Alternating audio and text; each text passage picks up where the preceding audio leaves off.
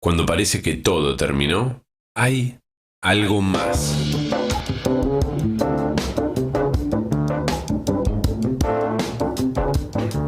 Claro que hay algo más y lo que hay es lo que trae Alejandro Turner, que hoy viene medio de homenaje la cosa, ¿o no? Viene, sí, por lo menos de un recuerdo para homenajear y para pensar algunas cuestiones, pero sí, podemos hablar de homenaje. Podemos hablar de homenaje. ¿Cómo no? Vos sabés que se cumplieron en estos días, primero 25 años del final de Seinfeld. Lo cual, entre otras cosas, nos dice que estamos muy mayores, Barton. Sí, porque lo recuerdo totalmente. Del final está hablando. Del último No. capítulo, del estreno del último capítulo, que todos recordarán, aquel en que todos van presos y todos los personajes que fueron humillados, maltratados o bardeados por Seinfeld y sus amigos aparecen en el juicio para que queden adentro, ¿no? Podríamos hablar de eso, pero salieron ya notas muy lindas por ahí. Así que vamos a hablar de Seinfeld otro día, no hoy. Bien. Pero hubo otro aniversario menos mentado y muy importante para la industria audiovisual argentina. Se cumplieron 50 años de la primera película que hicieron juntos Olmedo y Porcel. Y no es un dato menor, porque Olmedo y Porcel hicieron algo así como 36 películas en 15 años. Es una barbaridad de películas. Es una cantidad enorme de películas. Cuentan que fueron Hugo y Gerardo Sofovich los que le llevaron la idea a Aries. Aries era la productora y distribuidora de Fernando Ayala y Héctor Olivera. Estaban justo, estamos en el año 70, fines del 72, ellos estaban justo por meterse en un quilombo grande, que era hacer la Patagonia Rebelde, que fue un quilombo filmarla y fue un quilombo estrenarla. Y le caen Gerardo y Hugo con esta idea que era, más que nada, llevar todos los éxitos que tenían en la televisión. Ellos estaban haciendo Operación Jajá y Polémica en el Bar, que la recontra rompían. Tenían a todos los cómicos de la Argentina. Todo y los Sofovich. Los Sofovich estaban juntos todavía. Estaban juntos. Claro. Un dato Estaban juntos que Gerardo después se y Hugo. volvería muy una rareza, ¿no? Sí. Entonces, fueron medio con esa idea, pero sin nada muy concreto. Y la reunión se parecía a aquellas de la serie de Seinfeld cuando van a ver a la NBC. Y dicen, ¿qué tienen? Ellos saben bien, no tienen mucho para ofrecer. Sí. Y en un momento parece que Gerardo sacó de la galera un nombre que fue Los Caballeros de la Cama Redonda. Y esa idea parece Eso prendió. que prendió. Aries venía igual de alguna experiencia con el cine, digamos, picaresco, vamos a llamarlo así. De hecho, en los 60 lo había salvado de la quiebra a Aries, arrancar con una serie llamada Hotel Alojamiento, Ah, mira. dirigida por Ayala, que después se va a dirigir La Patagonia Rebelde. Gente muy versátil. Sí. Y con el libro de Hughes, que era un guionista de televisión muy conocido, y con eso, y con varias secuelas que tuvo, eso, que eran historias como medio corales en un telo, digamos. Mucho gag y poca... Corales en un telo. Corales en un telo es Buen nombre de una gran banda. película. Para mí el subtítulo sería orgía, pero no es el caso. No. Es una manera poética de... Corales en que eran muchas historias de personajes que a veces ni se cruzaban. Y que lo único que los unía era que ocurrían en lo que se llamaba Hotel Alojamiento en ese momento. Después se llamó Albergue Transitorio y ahora casi no se llama, porque casi no existe. Sí, ¿vio? hay muy pocos. Entonces terminó prendiendo esta idea y se estrenó en otoño del 73, o sea, hace 50 años. Y en el primer mes ya había metido 2 millones de personas la película. Iba gente al cine, ¿eh? Iba gente al cine. Iba gente al cine. ¿Qué tenía la película? Bueno, primero tenía Olmedo y Porcel, que eran muy populares, muy carismáticos y muy talentosos, ¿no? Eran cómicos realmente muy talentosos. Y por supuesto, el gancho de lo sexual como tema, pero que era más una tematización que algo que se viera. Se ven un par de tetas en toda la película. Después todo lo demás es alusiones, intentos. Y de hecho la trama es que 4 porteños piolas, digamos, los típicos personajes de Olmedo Porcel y los que estuvieran ahí, en este caso eran Tristán y Chico Novarro, trabajan en una zapatería de señoras. Qué mejor lugar. Por supuesto. Qué mejor lugar para estos personajes. Y deciden alquilar juntos un departamento para usarlo de bulín, o sea, el del lugar donde perpetrar todas sus trampas. ¿Y qué pasa? Y que nunca lo terminan de alquilar, pero nunca se ponen de acuerdo en cómo usarlo y siempre o no va nadie o van todos al mismo tiempo. Y nunca consuman nada. Es muy interesante eso, porque es algo y tipo termina así. buñuelesco en algún Claro. punto. Tipo, Es de Buñuel, sí. Claro, ¿viste? Es como el escrito encanto de la burguesía, que nunca pueden cenar. Bueno, acá Claro. nunca pueden garchar. Vamos a decirlo de esa manera, porque es lo que ocurre. Bueno, de alguna manera habilita la próxima película también, ¿no? La Es como secuela postergación del permanente. deseo. Le fue tan bien a esta película que a los 6 meses ya estaban estrenando otra. Que es Los doctores las prefieren desnudas. Claro, ya Hay vamos muchos más. temas, están los doctores las prefieren desnudas, expertos en pinchazos, a los cirujanos se le va la mano, porque el tema del doctor médico. amerita mucho a desnudar señoritas. Igual todos los oficios, si bien se mire, tienen... Sí, claro, ¿no? pero el de médico es el que más, digámoslo. Los bomberos tienen manguera, qué sé yo.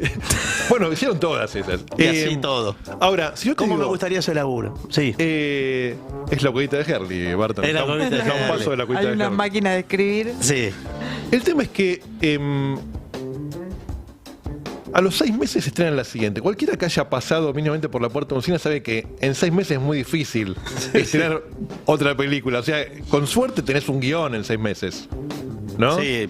Bueno, Con mucha suerte. Entonces, esto es algo un poco también lo que empezó a pasar, que eran películas hechas más con los tiempos de la televisión, muy apoyadas en que Olmedo y Porcel las sostenían, y bueno, algunos Todo, corregían plano. en bueno, el dale medio que de la va, toma. siempre. Incluso en la primera, que es como de las más elaboradas, hay algunos. La vi de nuevo, obviamente, ¿no? Para ustedes. Ah, ¿la viste ahora? Por supuesto, por ustedes. ¿Están en YouTube todas estas películas? Eso es un dato interesante. Están casi todas en YouTube. Algunas en copias muy buenas, amigos. Pero hay algunos planos raros, hay cosas. ¿No? Y después aparece, por supuesto, esa cosa que hoy provoca cierto escozor de ese cine, que es el humor. El humor es algo convencional, es algo que envejece mucho más rápido que la tragedia, porque se basa en las convenciones Sí. sociales. Entonces, enseguida aparece, por un lado, lo que nos incomoda y lo que ya no nos da gracia directamente. Por ejemplo, hay toda una serie de chistes de doble sentido que dan casi ternura por lo infantil, ¿no? Por ejemplo, en la zapatería, la clienta que dice, ay, no me entra, sí, le va a entrar. Y no, Claro. Eso, a esta altura, ni te espanta, te da ternura porque es el chiste de un niño.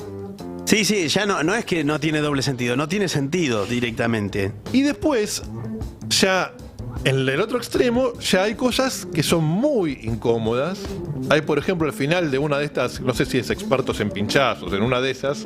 No, a los cirujanos se les va la mano. Sí. Es otra vez. ¿Viste las 35 durante la semana? Porque No en la semana, los pero- días que no viniste veo que los usás. Yo bien. durante mi vida las Pero vi en todas. mi vida las vi todas. Claro. En Canal mi vida las vi 13 los todas. viernes Lo tenía pasaba, un ciclo a claro. la noche. Bueno, ¿cómo termina esta película? Los médicos anestesian a Moria y a Susana Jiménez y cada uno se la lleva. Muy bueno. Ah, Dice, bueno, que te diviertas, bueno, después te cuento. Y termina con una música muy alegre. Es el final de la película. o sea, una violación de Una hallazgos. violación. Sí, Que es una escena que si vos le cambiás la música es de terror. Claro. claro. ¿No? La música ahí hace todo. Bueno, esas son las cosas que están en ese lugar del ruido, del escozor, digamos. Y todo, pero en el medio toda una serie de etapas que son para ver. ¿Por qué me parece interesante? Hay algo que hablamos alguna vez acá. ¿Te acuerdas cuando vino Fernando Martín Peña el año pasado? Sí, claro. Algo. Que hablamos de una idea de un señor llamado Hoverman, que él dice, toda película de ficción es también un documental.